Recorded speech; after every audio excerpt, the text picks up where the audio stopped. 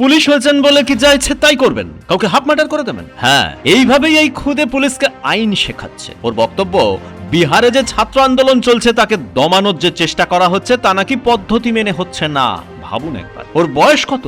মাত্র 6, আর 6 বছরেই তার আইনের জ্ঞান একেবারে টনটনে। গতকাল পাটনায় বিহার পাবলিক সার্ভিস কমিশনের পরীক্ষা প্রশ্নপত্র ফাঁস, পরীক্ষা পদ্ধতিতে গলদ, নিয়োগ পদ্ধতিতে গলদের অভিযোগ তুলে মুখ্যমন্ত্রী সম্রাট চৌধুরীর বাড়ি অভিযান করে পরীক্ষার্থীরা। একই সঙ্গে তারা রাজভবন অভিযানও করে, ব্যারিকেড ভাঙার চেষ্টা করে তারা, তাদের ওপর লাঠিচার্জ করে পুলিশ, কাঁদানে গ্যাস ছোড়া হয়, জল কামান ছোড়া হয়, পরীক্ষার্থীর মাথাও ফাটে। এরই প্রতিবাদে পথে নামে 6 বছরের এই শিশু।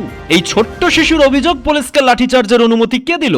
देश का भविष्य का इन सब ने माथा फाड़ा है। किसी और का माथा नहीं फाड़ा, ये देश का भविष्य है इन सब।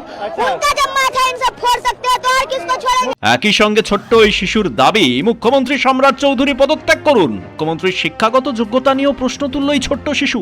क्या नाम है आपका? आदित्य कुमार। आप प्रोटेस्ट में आए हैं?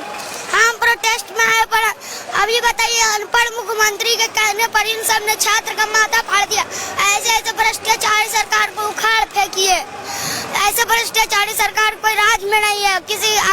आप किसी का माथा फड़वा दीजिएगा क्या? उनको तो जनता चुनी भी नहीं थी, बोला था रंगदारी बिहारी के खूने में होला। यहाँ पे ये बिहारी लोगों का ही माथा फोड़ दिया जा रहा है। ये सब क्या है? किस क्लास में पढ़ते हैं आप? हम 1 क्लास में। से क्या कहिएगा? हम तो यही कहेंगे, सम्राट चौधरी जी आप इस्तीफा दीजिए, बिहार का जनता आपसे नाराज। और हम ये बात डीएम साहब से भी पूछना चाहते हैं कि उनको आदेश किसने दिया था। डीएम और एसपी से क्या कहिएगा आज जो माथा फोड़ा गया है लड़कियों का? हम तो यही कहेंगे कि डीएम साहब और एसपी साहब से कि सर आप पे तो 307 का धारा लगना चाहिए, आपने हाफ मर्डर करवाया है, किसी के तहत आपको जेल जाना चाहिए इंडियन पेनल कोड के तरफ से। তার এমন বুদ্ধিদীপ্ততায় অবাক অনেকেই।